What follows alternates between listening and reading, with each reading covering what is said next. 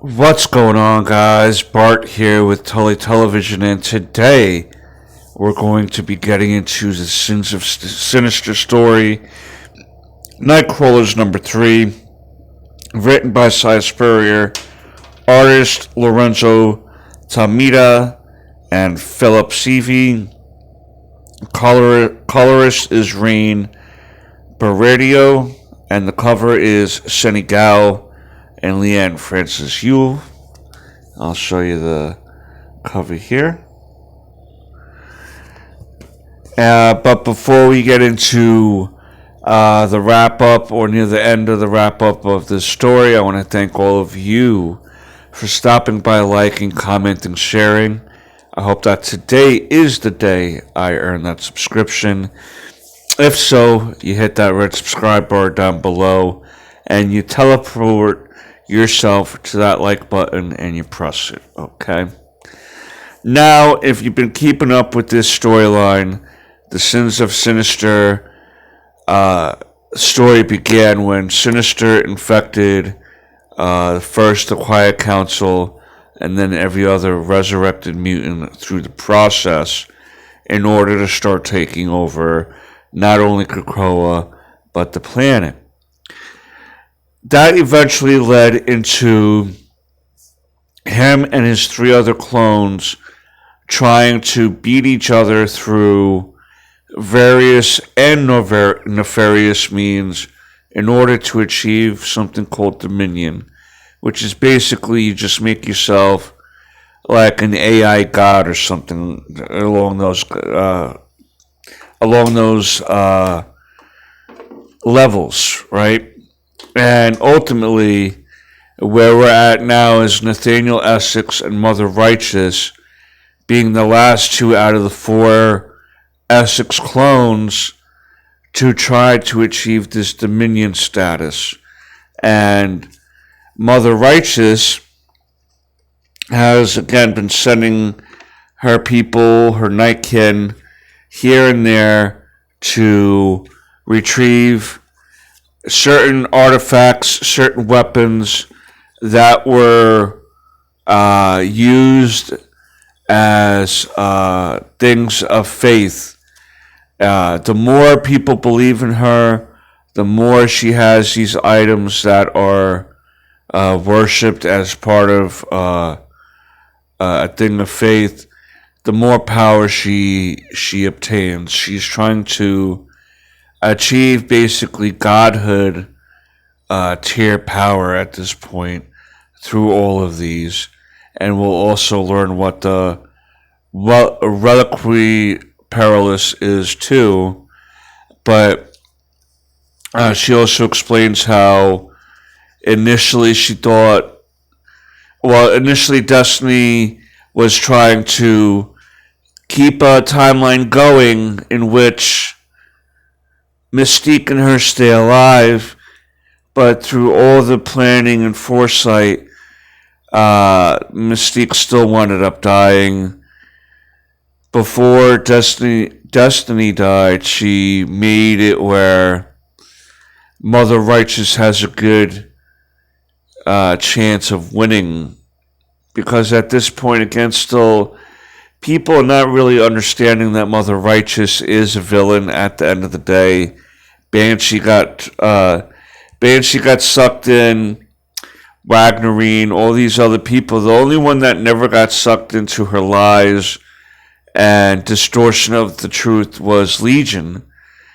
The initial reason why she was trying to get Legion was because if he was to believe in her and all those multiple personalities he has, starts believing in her too, with the type of power that he has, she would have become very, very powerful. It wouldn't have had to take her almost 1,000 years.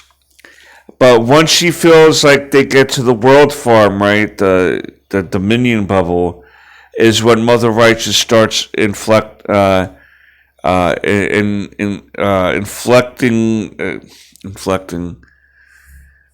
making the plan proceed. Okay, all the Nightkin basically teleport themselves into the World Farm shield, and basically she keeps saying it's for the spark, it's for the spark.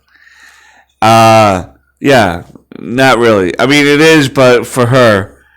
We see Fox Ignis finally show up and explain that all of the other spirits of variants had teamed up and had overtaken Galactus as their host, chasing Vox for 56 years in the depths of space because they had outcasted him, were angry at him, and once they seen him, because he went to go ask for their help, they decided to overtake Galactus and chase him for 56 years, as I said. And Mother Righteousness' response basically is, well, don't worry about that minor inconvenience, okay? This is what we're supposed to be here for anyway. And Nightcrawler, Galactus winds up getting in front of the World Farm here, and then someone shows up that we forgot all about, guys, huh? Huh? Do you remember Juggernaut? That's right. After they shot him into space going through Thanos' head, Juggernaut's been bouncing all around space, here, there, everywhere, collecting an ungodly amount of speed, and he winds up headshotting Galactus, man. Killing him on impact and basically breaking the shield of the World Farm there. The only thing really holding that World Farm force field together is the slightest of power, and she makes Anti-Fortune, one of the last two remaining original followers of her, to crash, to teleport into the shield, thus finally disabling the World Farm shield. Here, we find out Fox Ignis is now understanding that maybe he has been following the wrong person all these years, and realizes that the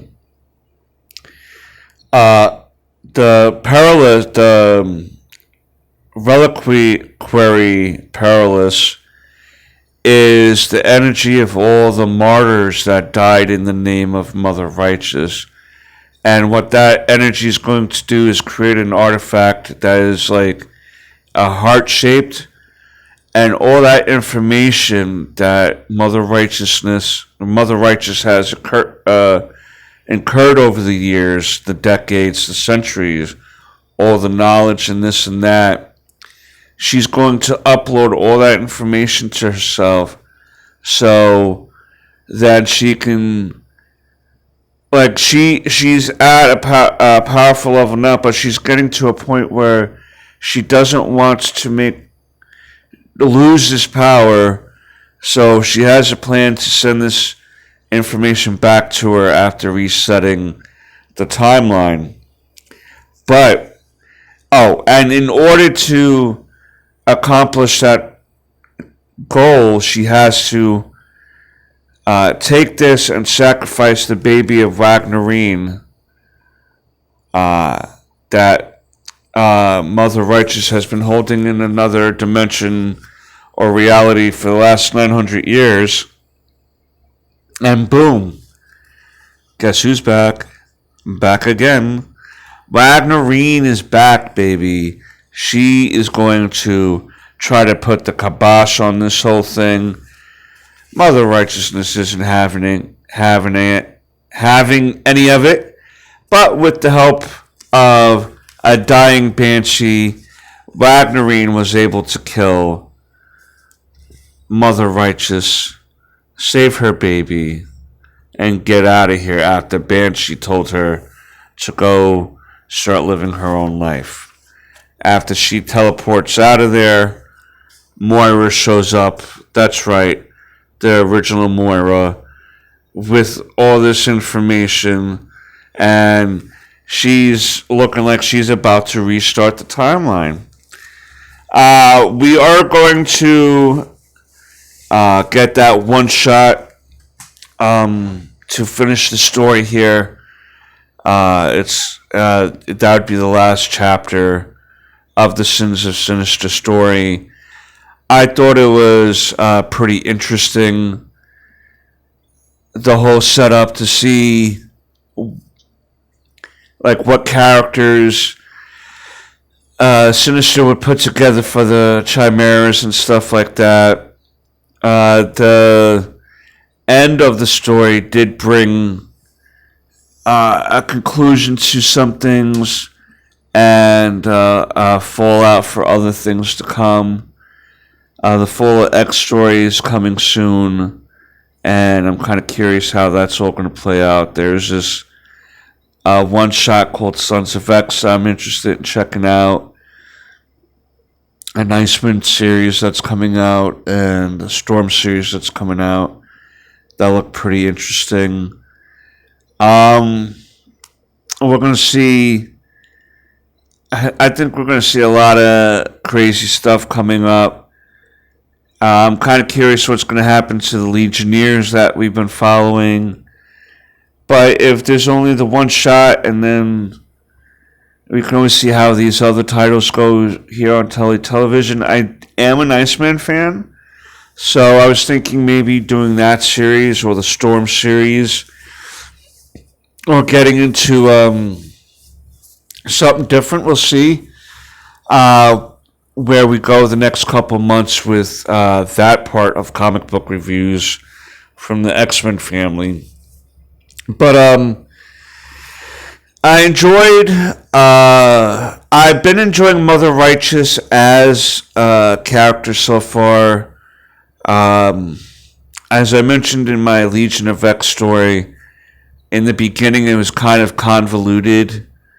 Not convoluted, but kind of confusing on what exactly was trying to go on here. But I think Sia Spurrier got a nice hold of what the character's trying to do and what she's trying to accomplish. I think it's pretty interesting. The timeline did wind up resetting to current time after the one shot.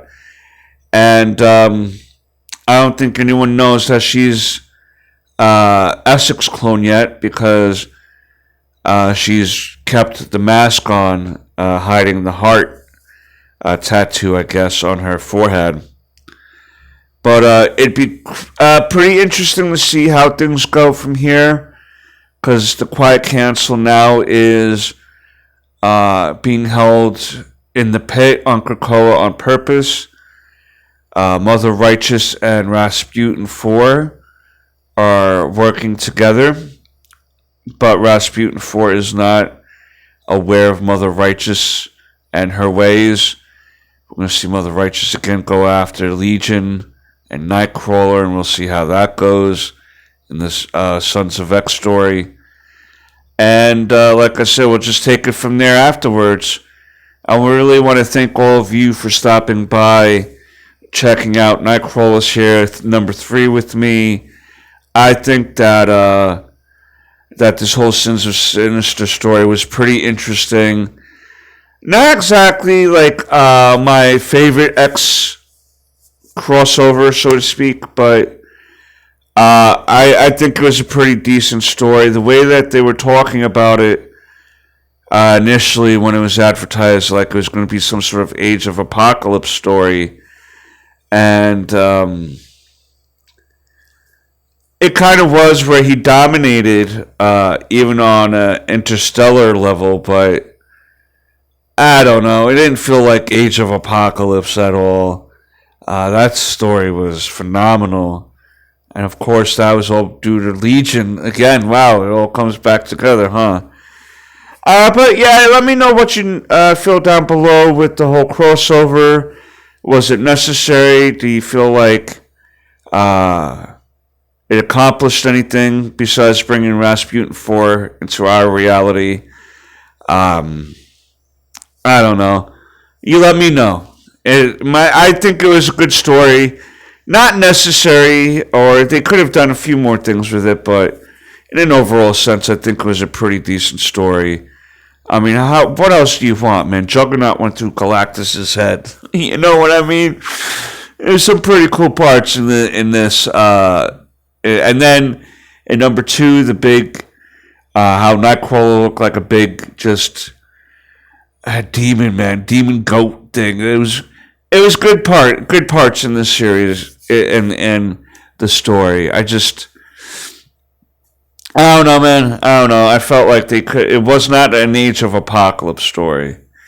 In my opinion, like that. I just think that he was able to infect everyone. And it was almost as if it was kind of like, not a zombie thing, but like he infected everyone to take over. Apocalypse didn't. Apocalypse did it by brute strength and people joining him. Sinister just did it deviously, and I guess, I mean, he still did it, right? You can't really, through brain or brawn, I guess if you do it, you do it. But I'm babbling at this point. Let me get going, guys. One last time, thank you. And until next time, peace.